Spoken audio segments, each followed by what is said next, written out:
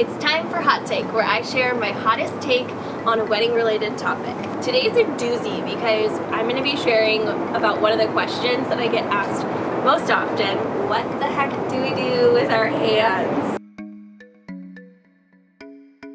I asked Chris to help model the examples, and he showed up dressed like this. Looking good, babe. First of all, do not cross your arms. This isn't your LinkedIn profile pic, unless it is, because apparently that looks professional because every dude in the world does it. Moving right along. Instead, put your hands in your pockets. Thumbs in, though.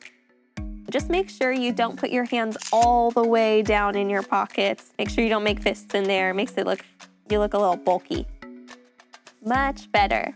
Use your outfit to your advantage. Button and unbutton your jacket, kind of fiddle with your sleeves, check your watch.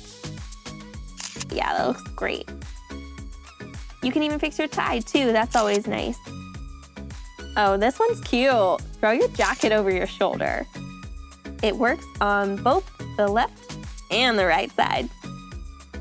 Looks pretty good that way too. Rest your hand or your arm on a nearby surface. I like that switch up, Chris. Boom. Run your hands through your hair. No, I'm serious. This looks hot.